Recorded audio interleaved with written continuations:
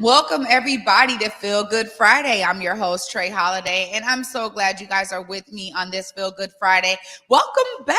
You know, we took a bit of a hiatus as we did a bunch of traveling around Belize. So happy to have you guys with me today. And I have a really great Feel Good show for you. I got a good story that's all the way on its Feel Good vibes. And I also got Representative Jessie Johnson in the building. We're going to dive into all of the ways that all of that police reform that they did in the last legislative session is going to be hitting our airwaves, is going to be hitting the ground. There's a lot of work that gets into all of that. And so he's going to give us the details, all the scoop we need to know so that we can stay engaged and informed of the process as we ensure we hold our police even more accountable. So once again, thank you guys so much. And I hope you guys are enjoying your Friday thus far. I know I am. And you know, I gotta say, this first story that I have, it's the story that I really want to spend a little bit of time on because I went to Howard University, so I spent lots of time in Washington, D.C. Salman's going to be putting the link for this story in the chat. It was a couple weeks old, but when I saw this hit me, I was like, whoa, wait a minute. I got to give some breath and actually give some time to this story as the African American Museum in Washington, D.C. goes digital. The great thing about it is that for all of you who are unable to travel all the way to Washington, D.C., you now have an opportunity to dive through the amazing art, the amazing exhibit, and the entire museum that is all about African American history.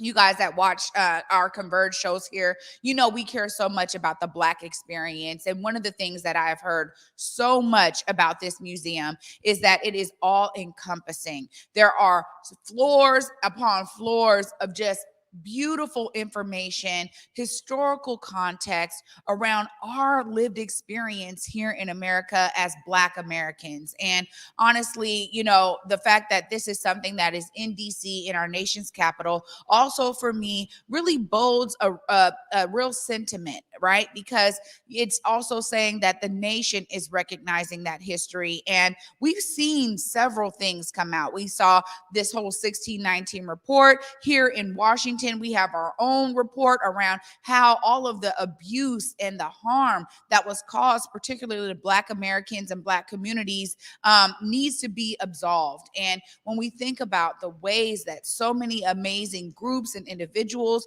are out there on the ground to really bring about Black liberation, it goes beyond my own, I guess, imagination about how beautiful it is to see this resurgence of so many people now understanding how are we going to atone for the atrocities of the past in this country. And so, you know, this is truly feel good for me because even as we celebrate the history, we celebrate the resilience of Black brilliance, I think it's important that we also find ways to really be educated and informed. And the African American Museum is one of those ways where now you can digitally go on there, figure out, look through all of the archives, really spend time. So many people that I know that have visited the museum say this is not a one-day experience. This is a multi-day excursion. You got to give yourself some time to really soak it in.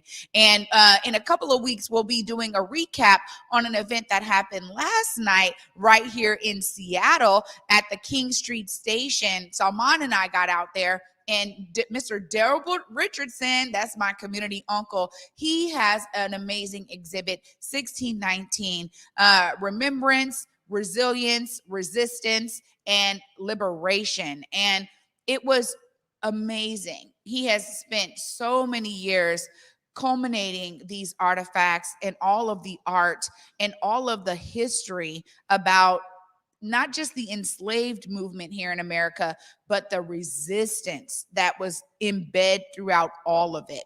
And so I was inspired by going to that event last night and then seeing this story. And I thought, oh my goodness, the connection of how so many people are really saying, in order for us to really know what happened, we have to uncover some of these hard facts. We have to uncover some of this hard truth. And his exhibit is called The Unspoken Truth. So in a couple weeks, Armand and I will be pulling that segment together so that you guys can see it. The exhibit is up at King Street Station all the way until January 15th. So you guys have some time to go and soak that in as well.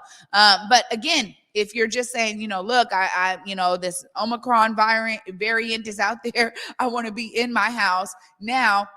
The African American Museum in Washington, D.C. has made it possible for you to enjoy the entire museum from the comfort of your home. Beautiful work to all the folks over there at the African American Museum. Thank you for making this entire museum even more accessible to all of us. I think a lot of people are still really weary about traveling, and rightfully so. So I'm glad to be able to report out to all of you that you guys can actually learn and get educated from the comforts of your home. So up next, you guys, I get to bring on Representative Jessie Johnson. You can go ahead and do that graphic there, Salman. But so glad to be able to dive in with Rep. Johnson about all of the work that he's been doing with other legislators and other state reps around all of this police accountability and police reforms. You guys, you're watching Feel Good Friday. Stay tuned after this short break. It's Gordon here on Converge Media, giving you that tea you didn't know you needed for Market Street Shoes over in Ballard. Check this out. Not only do they have great shoes for the summertime, but they have the shoes that you didn't even know you needed for the fall and winter. We all know it not only rains and snows a lot out here, so you definitely need those boots, but you also need a little bit of luggage, or at least a bag to put your clothes in, because let's be frank, we all love to get out of here during the fall and winter and go somewhere a little bit warmer. So whether you need accessories, shoes, or a little bit of luggage to jump on that plane, trust and believe Market Street Shoes has everything that you need. You just need to pull up and find it. I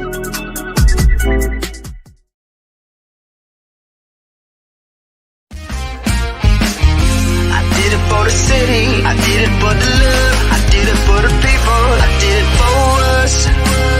Back on this rap-ish, I ain't even broke a sweat, homie, this practice. Pondering my next move, staring at my track list, hope I ain't miss my window.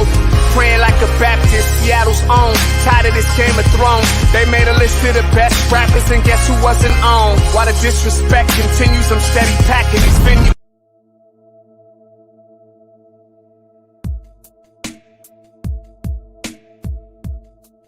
Converge Media produces culturally relevant content for Black and urban audiences.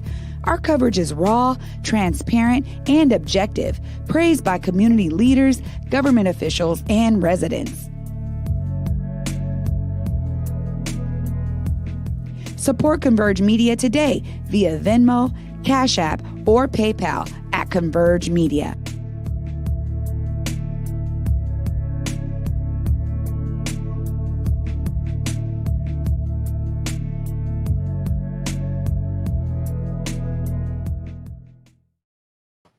Welcome back, everybody, to Feel Good Friday. I'm your host, Trae Holiday, and joining me now is the 30th District State Representative, Mr. Jessie Johnson. What's up, Jessie?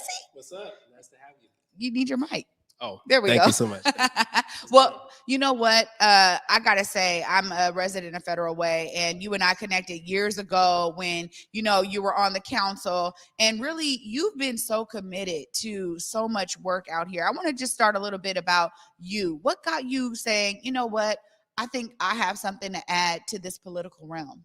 Well, really, I majored in political science, and I loved just learning about politics. I remember taking an urban politics class with Dr. Parker at UW, and Congressman Adam Smith was a big mentor of mine.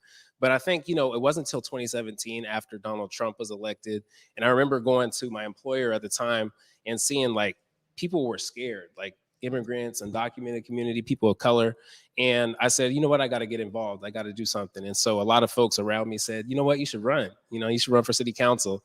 And so I decided to do it. And I've always been about if my family says go for it, then I'm gonna go for it. And this is about we, not me. So decided to run and got involved. And I think, like, for me, if I can stay true to my values and speak truth about the world around us and really stay balanced on tough issues, then I should remain in politics and still, continue to push for reform. So that's what I'm about.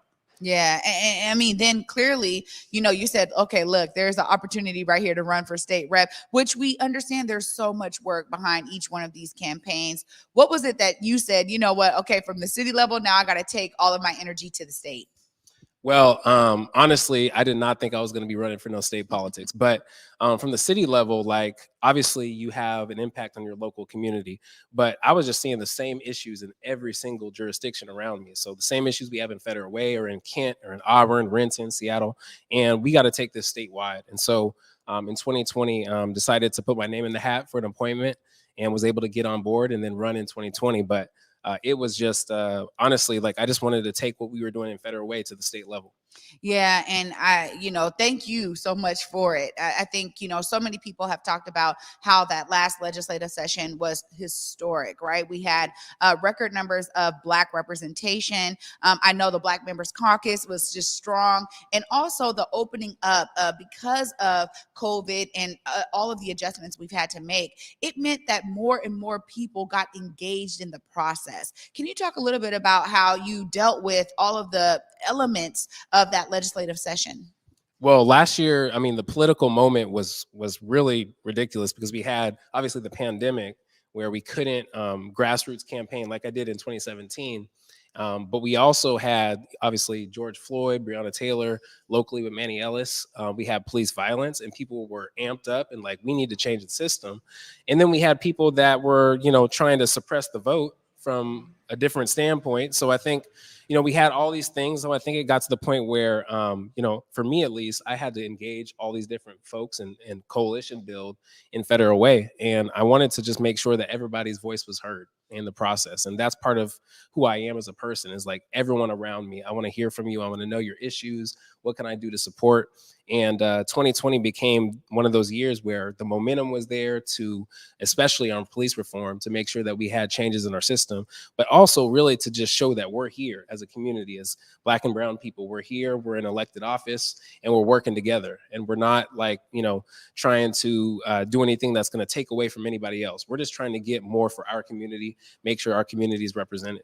Yeah, I think that's spot on. And, sometimes there is a muddlement of the message, right? And the narrative, particularly when it comes to all of the people getting out in the streets. And, you have certain folks characterizing it as riots. And we talk about that all the time here on Converge, that there was really a difference. And we want to make that distinction because there was people that were utilizing their First Amendment right to get out there, freedom of speech, utilize that. But also there was really a full-fledged of peaceful protesting that was happening in Seattle. And I think that you're right in terms of the essence of the time, all kind of coming together to say, wait a minute, even as these people were peacefully protesting, we saw such a energy coming from the police force as if everybody were rioters, right? And so I've talked to different attorneys that have been working with some of the protesters, and some of the things that they were putting on folks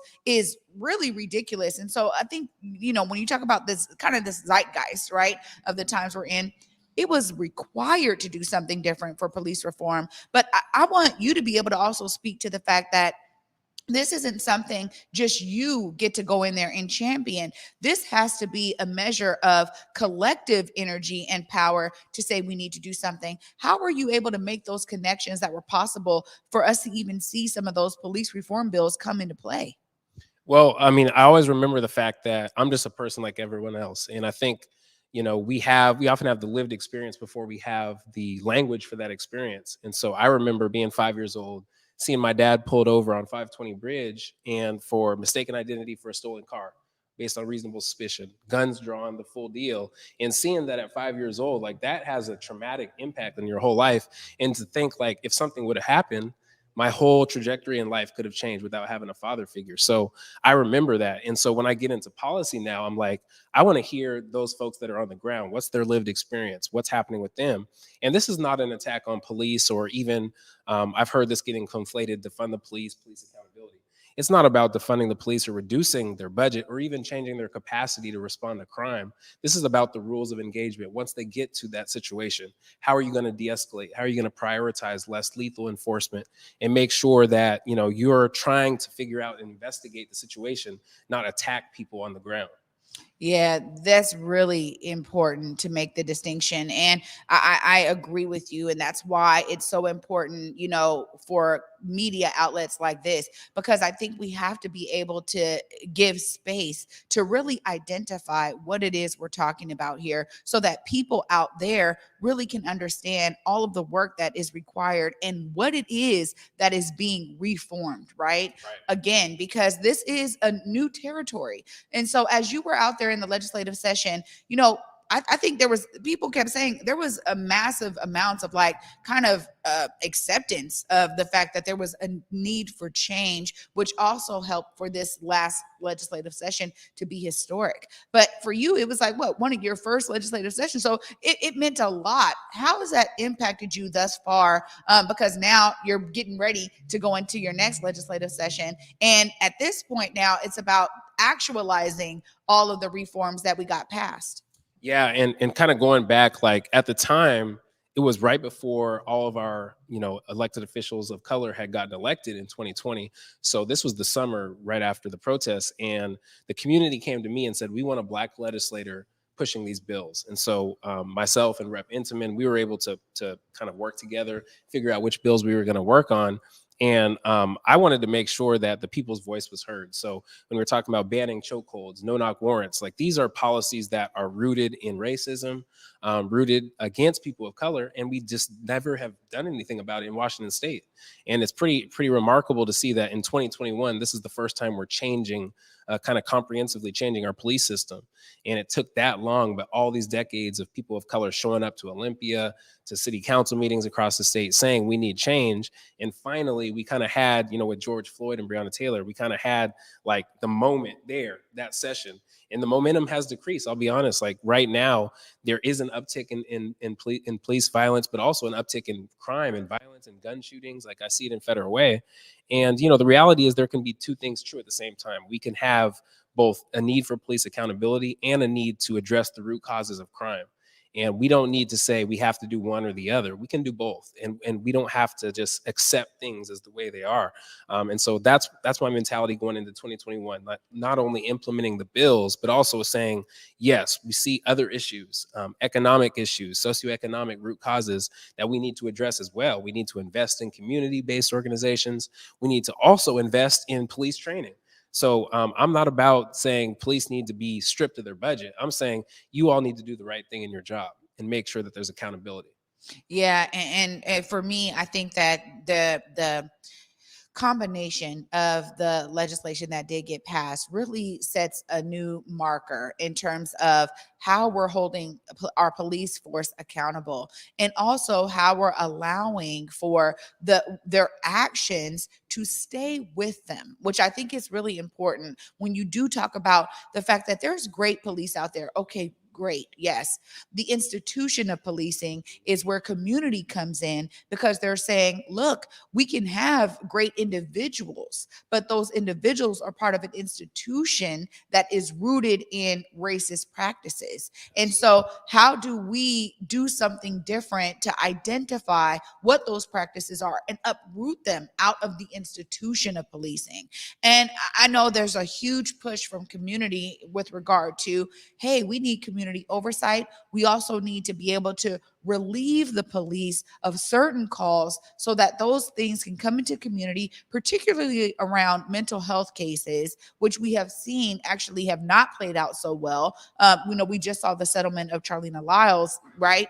Murder of, from the police. And when you're talking about people that are dealing with mental health crises, it is very different than somebody who's violently trying to attack the police. How are the reforms really speaking to that so that we can make those distinctions as well?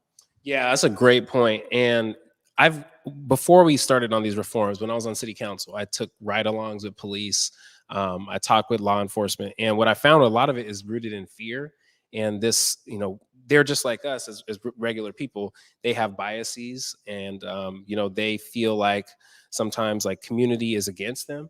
And the reality is, what I was trying to tell them in these encounters is like, police, like, you all are just one of the institutions in this world, but you're also an institution with a badge and a gun. The only institution with state sanctioned, you can have, you can kill someone. And I think, a lot of times they kind of forget that, especially because a lot of our police come out of the military. Right here in Washington State, over 60% of our police are ex-military. So you're coming out of dire situations where you're having to make split-second decisions based on life and death, and then going right into the community. It doesn't even make sense, right? And so I think, a lot of times, going back to the training, they need to understand cognitive dissonance, and understand cultural relevancy, and understand our communities that they're serving, because this is like, these are people's lives that are in their hands. And so I say that to say, like, when I talk with a community on the other end, I have to be consistent, and I have to say, okay, we have to also start to address some of these issues within our own community before it gets to the point where, our kids are out at 2 a.m. shooting each other, and now the police are responding, and who knows what's going to happen. So we have to have accountability on both ends. But I will say, like, I think we're getting there. I think this year was a turning point because we brought police and community to the table together. And we had, I would say, days and weeks of Zoom meetings together, talking about these issues. The Washington Coalition on Police Accountability, shout out to them. They were amazing. The impacted families that spoke. Katrina Johnson, the cousin of Charlene Lyles, one of those families that just spoke out like, this is our experience. What's your experience, police? And they would do the same. And we talked through it. Of course, there was never really consensus, but there was at least collaboration. Like, we could talk to one another about the different perspectives we had. And that's why I'm so surprised, honestly, about a lot of the police pushback, because they're saying, oh, we were not involved, or we were blindsided. No, it's not true. They were there every step of the way. The problem is they just didn't agree with our solutions, and we passed the solutions. So I think, now we're going into 2022 where, we need to implement these solutions, and we have to do it in a way that makes sense. Going back to your point about different people responding. So House Bill 1310 basically said, instead of having police show up to every crime, we need to have designated crisis responders, mental health professionals coming to those situations with police. And if it rises to a level of an imminent threat, then police can step in. But don't just go right in, guns blazing, to any households anymore. We can't have that. A lot of the calls they respond to are domestic violence, for example, aggravated assault, but they don't know the situation they're walking into. They don't know the dynamics. And then as soon as they see someone hop up the couch too quick or look like they have a gun, they're going to respond in that militaristic mentality. And so it makes sense why these things happen. And that's why it's our jobs as policymakers to eliminate those situations. We need to have mental health folks as first responders and the police there only as backup when they need to come in. Yeah, I think that that's a great way to deal with it, and also to ensure that kind of both ends are being met. And I know that that is got to be difficult in terms of like trying to make all the ends meet, because it seems very polarizing in community. Oftentimes, it's an us versus them mentality, and the only way that we can eradicate all of this is to get away from that kind of thinking and to understand that if we start working collaboratively and collectively, we can actually see the outcomes we are looking for. That brings me kind of to another point here, because, you're talking about, how there's this, pushback, right, from the police. And in Federal Way, I was experiencing it from a community perspective, right? As they were looking at, okay, we need community oversight of policing. It was something that was it had hit city council. And so many people were on the call saying, we need to leave our police alone. We actually need more police. And Federal Way has a pretty large police force in terms of the statistics at a state level. If you look at different cities, Federal Way has quite a large police force. So it's interesting that there's still this understanding that there's almost two sides of this coin, where those who have not really been affected by some of the steps of policing, right? Whatever they may be, some of those folks that haven't seen that are still like, hey, you know, our boys in blue. How do we merge these two things? Because I think it's really important for those who are on either side to kind of understand that right now the approach that's being taken is not so much of a middle ground, but it is new for everyone. And so there's got to be some level of comfortability, I guess, for both sides in terms of how to bring it all together. I don't know if you have any answer to that, but it feels like that's what I'm experiencing as a community member. No, you're absolutely right. And I think a couple of things. Well, first, a lot of the violence we're seeing is based on socioeconomic, urban inequality leads to violence. And I talked to our federal way chief, and he talks about domestic violence and theft, the two biggest things they respond to. And a lot of times, police's solution to those issues is just to go in, like I said, with this idea that somebody needs to go to jail.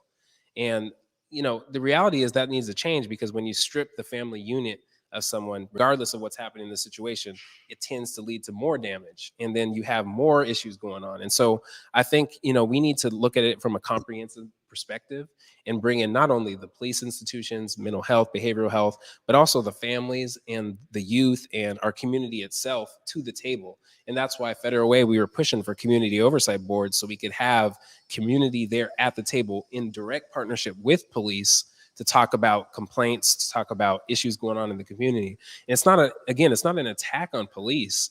This is just about trying to get to solutions. Ultimately, we want the best policies for our community, because again, it doesn't help anyone when we have violence from police or from community.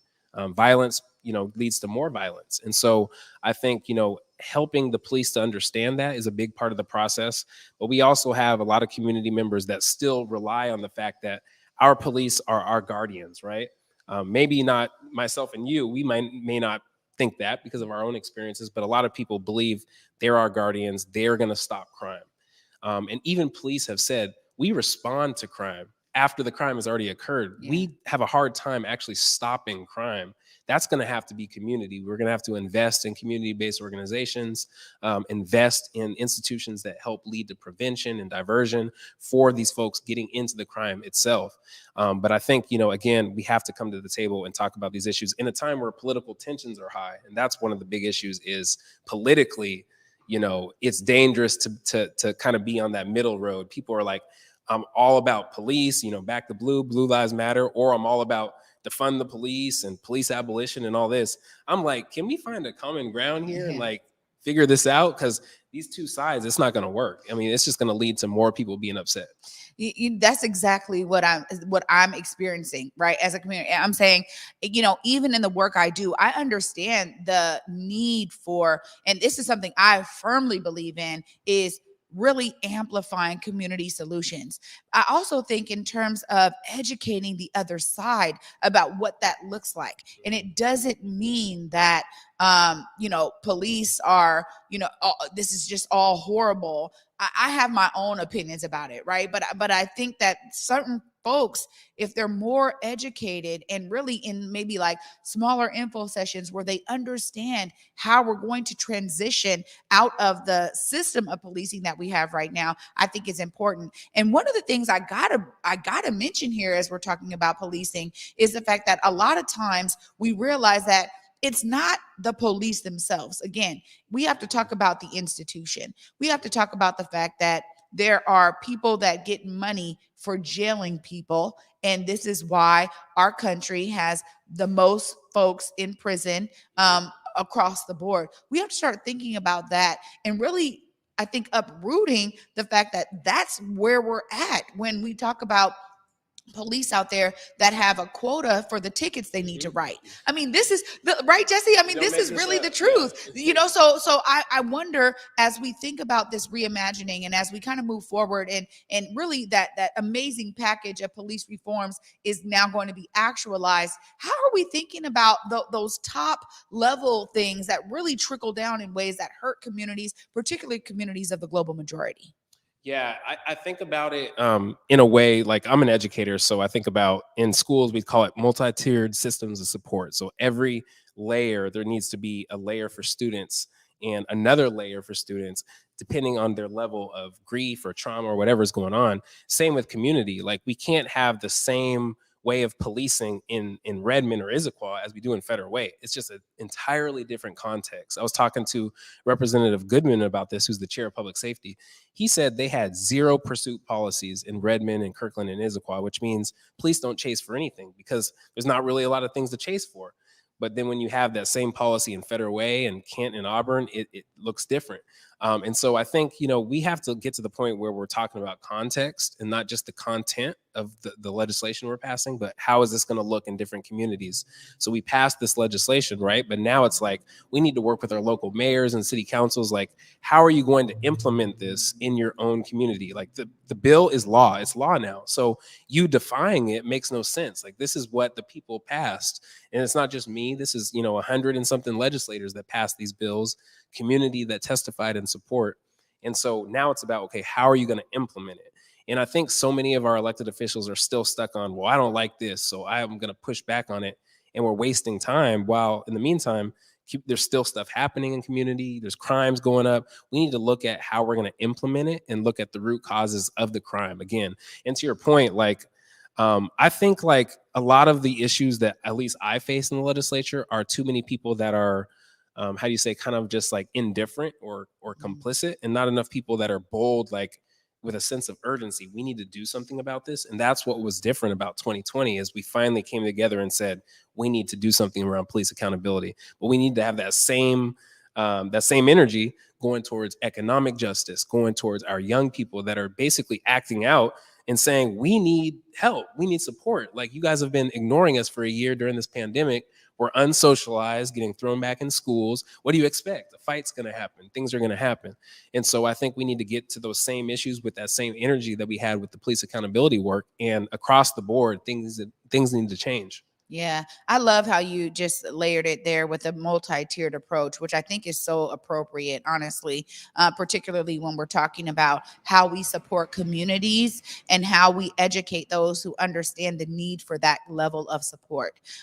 It is something that it is like, it's so polarizing, in community. And we've been talking about just how COVID and the vaccine is polarizing. I mean, why does everything have to become so polarizing and politicized, like highly energetic with that kind of political energy or polarizing energy all at the same time? And I think it's we are really dealing with such a convergence of a multitude of things when we talk about how this pandemic has economically impacted global majority communities, how, we're still dealing with the fact of rise in gun violence, which is so key to all of these reforms. As you think about the implementation, how are you also being able to still center that community rooted approach in the implementation? Because, we just talked about it the other day, how, Mayor Jim Farrell was saying, hey, there needs to be a approach to this violence. We need these people. And we're like, wait a minute, it already exists in a regional approach. Like, there's an amazing effort happening right now that is saying we need to bring together all of the mayors, the police chiefs, the community, the advocates, those who are the divergent specialists. We need to bring everybody to the table to really drum up new solutions for how we're going to attack these issues. And also empower community, because you are right. Police respond to crime. And I love how you put that out there. It's not as if they're actually stopping it, but when we have thriving communities like Redmond, Issaquah, all of that, when we talk Medina, right? It's very different. And it goes back to the fact that we have to actually think about how we're empowering people to really live life in an abundant way. And so I see it as such a multi-pronged approach, which is why I love the work I do as well, and love this work in terms of getting the information out there. How can communities stay engaged and involved in this process? That was a great question. And I think one of the things, at least I've learned in this pandemic, is we rely on everyone else. Like, if one person doesn't do something right, look what happens. And the entire country is affected by it. And if we don't have leaders in office that are ready to address this with that sense of urgency, things go downhill. And so I think, a couple of things that we need to accept: we have flawed institutions. A lot of people don't like to accept the fact that we have flawed institutions. America is a experiment. Democracy is an experiment. Capitalism is an experiment. These are not things that are just set in stone, workable, and are perfect. They have flaws. And so we have to fix those flaws as time goes on. And we're in one of those moments where we have that opportunity, because I think the broad public is finally seeing through the pandemic, yes, we have a lot of flaws in our system, and we need to figure these out. But it takes, again, when will elected leaders finally accept that the answers are actually in the community, and accept the fact that you can say, I don't know. You don't have to become a politician and suddenly think you know everything. Like, I say, I don't know all the time. I want community to help me out because I just don't know the answer. But too many of our elected officials are just like, we have to figure this out in our own like isolated, circle. No, we need to go out into the community and bring them in and say, what can we do about this problem? And that's one of the things I'm hoping to do this year, not only with implementation, but with all of the issues. And finally, also like Washington State sees itself as a progressive state, but in so many ways, like look at our gun policies. One of the easiest access to guns in the country in our gun policies. Look at how we deal with, education. We do not have an education system that services our Black and brown students well. All of these issues, but we say we're a progressive state. We need to accept the fact that we have flaws in our state. We're not a leader. We have to become that leader through our community and bring them in to find the solutions. Yeah, and you're just 100% right on that. And this is leads me to my very next question around the apathy that community members actually are experiencing. You have people that are in single parent households. They got 3 jobs. They're catching the bus from one thing to another. They're trying to figure out childcare. They're working to just live. We have a lot of folks that are stuck in survivor mode, unfortunately, and really due to the high cost of living here throughout the state of Washington. And I am always like, I've talked to people, my family, my friends, even just community members about how important it is that they be engaged and informed. But we just saw in the last local election a really low turnout once again. And it goes to the point of, if we really want to do something, we have to do something. Like, it's on us to do something. What kind of thoughts do you have around permeating that apathy that is so experienced in community? Yes, that is a fantastic question. I think, like, for me at least, what it looks like is saying, okay, we have a system that has done, its job a certain way for a long time. And look where it's gotten us. We have, some of the highest, unregulated housing markets where housing costs are going through the roof. We have people that, the majority of our cities are renters. And when we talk about housing justice, it's not just renters, but it's also how do we create opportunities for home ownership that creates generational wealth for our communities. We still have a system that does not have affirmative action, which a lot of people believe, leads to more Black and brown people getting a handout when it's really a hand up because of the systems that have plagued our communities for so long and held us down. And so, some of these basic things, and we have to get that right first. But then we have to also accept the fact that communities are not monolithic. So the Black community is not all the same. The Asian community, the Latinx community, they have differences of opinion as well. Because sometimes I hear with my colleagues like, oh, well, Black Lives Matter said this, but, Build Back Black said this. And it's like, we're not monolithic. We can have differences of opinion. It doesn't mean that, we're not going to pass something because you're saying that because the Black community is not, in alignment. No, like, people have differences of opinion. That's okay.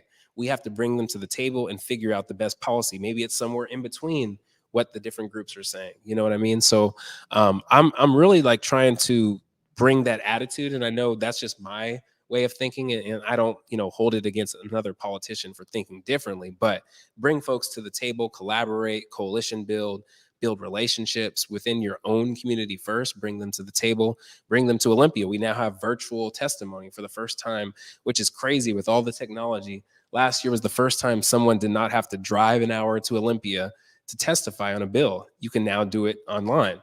And so, things like that, we're finally, politics is always behind in technology, but we're finally looking at what's going on and saying, this is not equitable. This is not just, and we're changing it. So I think, we're getting there, but, my biggest fear is the political, like, people not embracing data and evidence and being irrational right now. Like, I'm seeing so much irrational talking on social media, like, this is the way it has to be. Well, I mean, if we're not able to have a conversation with you, if your mind's made up, what's the point of even, talking about it? And so many people venting rather than trying to be a solution builder. And so I think we need to get to the point where everyone, elected officials, community, gets to the point where they actually want to solve issues, not just talk about why they don't like the way things are. Agreed. And, me and Omari, we say it all the time, particularly around voting, that you can't complain if you don't participate. Right. And I agree wholeheartedly. And I also understand when people just say, I don't have the time, and but now it's more easily accessible, as you just mentioned, the digitization of the process, allowing people to be more engaged. And I remember having a great conversation with Kirsten Harris Talley, and, she was saying, Representative Talley, and she was saying, look, now is the time for our people to realize that their voice is super important. And because it is so easy, there's a way for them to be engaged without it causing a huge burden on them or on their time or whatever else, right? Not needing to get childcare. Hey, do it right there. The baby is crying, we're still going to hear your testimony. Absolutely. Right? I mean, all of that stuff is important. And I think for me, one of the things that I really see as a bridge builder to this is literally encouraging communities, right? I think about all of the apartment complexes out there in Federal Way. And many of you who know me, you've heard me talk about this, that nobody ever knocked on my door and living in an apartment to say, hey, what is your issue? And I want you to vote for me. Like the connection again. And I get it. We're in a pandemic. Let's mask up. Let's get information sessions happening, maybe even digitally for micro communities. Maybe it starts in one apartment complex and it permeates. But the idea is that not enough people are doing that are engaged and informed to bring that information into community. I think is another way that you can say this is exactly what it looks like when you are engaged, right? It looks like this passing of this amazing police package. And because we are leading in the nation with it, I think it's a great example of collective power. And I go back to, the people in power are never as powerful as the people, right? Those ideas around collective power, which help to push this through. What are some of the last things you want to make sure our audience hears today? Because this has just been a great interview. I'm sure I could talk to you for many, many hours, but, I believe in representation, and I'm thankful that you're representing us well. I've heard nothing but great things about your approach, your genuine nature, and your care for the community. You bring that into the work you do. What is it you want our audience to make sure they know so that they stay engaged and make sure, hey, in their communities, they're utilizing the knowledge around this police package and these reforms to be engaged in the process to ensure that accountability is also happening on their turf? I think you said the word knowledge, right? I tell young folks all the time, like, know your issues, know your rights. When a police officer stops you, a lot of folks don't know, but you can literally ask the question, are you detaining me? Because if they're not detaining you, or if they're not, trying to investigate a crime and identify you as a suspect, you can walk away. Now, then it gets to the point where what's going to happen if I walk away, right? And for our community, that looks different than other communities. Yeah. So even when people tell me that, I'm like, I don't know. So, but know your information, know your rights. And then you can use that as a tool. So when people are saying, well, this police bill does this or that, well, HB 1054, HB 1310, these are the bill numbers. Like, what does it actually say?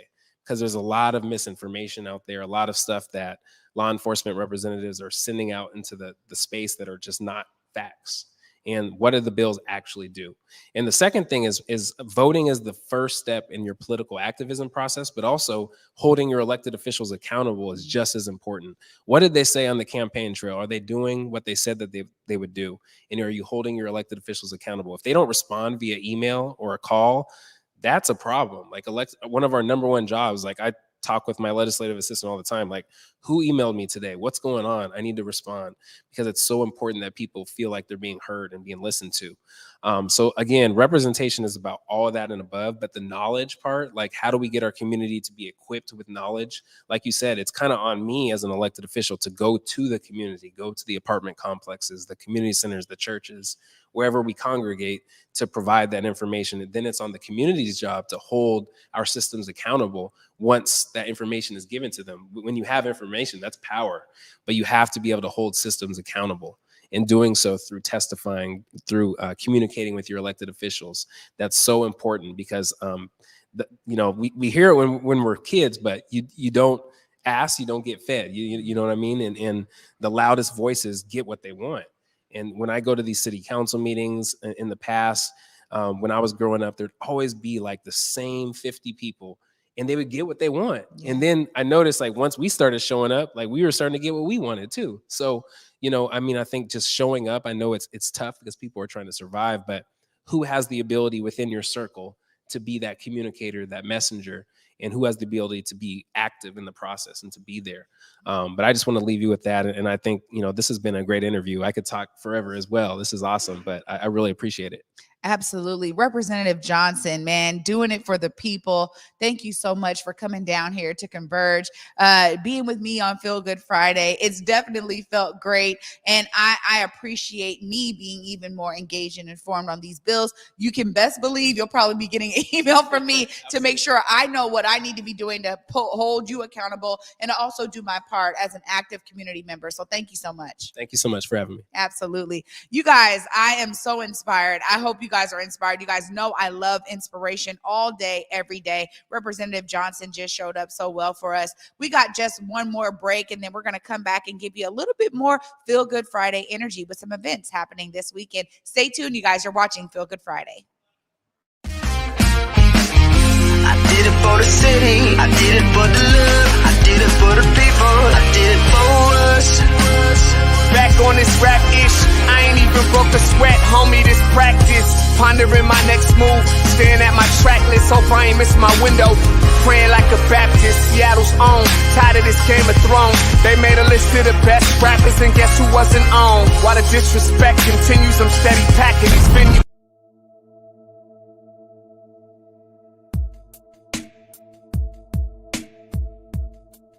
Converge Media produces culturally relevant content for Black and urban audiences.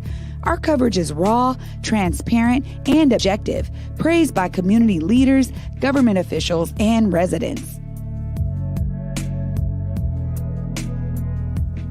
Support Converge Media today via Venmo, Cash App, or PayPal at Converge Media.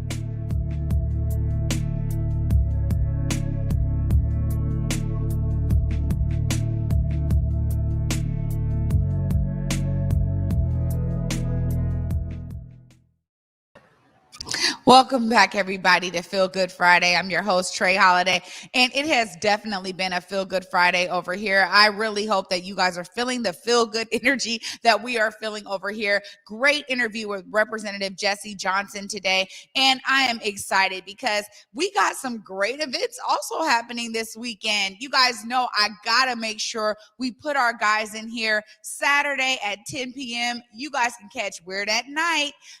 They're gonna be doing some weird things as always, and they're right here on Converge Media. So wherever you're seeing this stream, you guys can catch them on Saturday night at 10 p.m. And you know what, you guys, I'm going to send this message to you because we're still waiting on my appearance on Weird at Night. I'm ready to get weird with y'all and make sure that, we're combining our Converge energies for all the weirdness. I'm ready for it.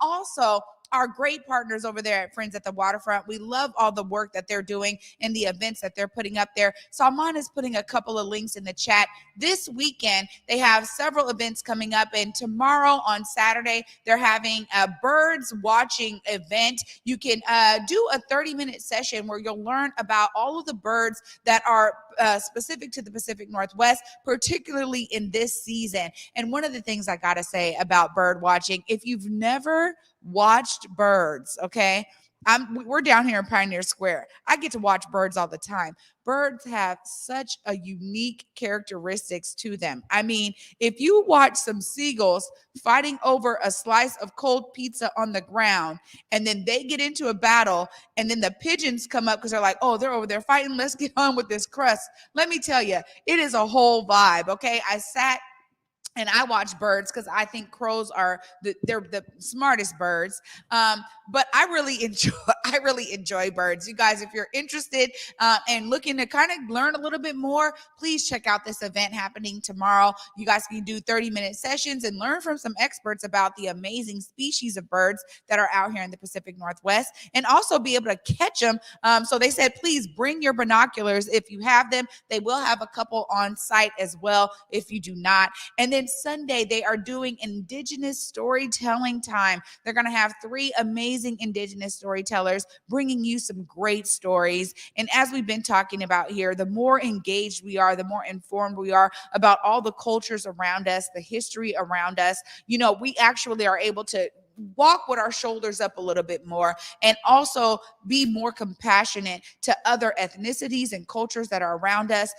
We understand that we are on Indigenous land. So I love that they're going to have Indigenous storytellers out there on Sunday. So a couple of events from our friends over there at Friends at the Waterfront. Again, these events are happening at Pier 62. Let me tell you, they have activated the pier all the way, and you guys have an opportunity to engage with all of the amazing energy and activity that's happening right there at Pier 62. Shout out to you guys at Friends at the Waterfront. We appreciate you guys for keeping it popping at the pier. And that's it for me today, you guys. I think that's all of the, we got Truly Unruly. I want to make sure I put that out there too. Truly Unruly is on Sunday at 7 p.m. right here on Converge Media.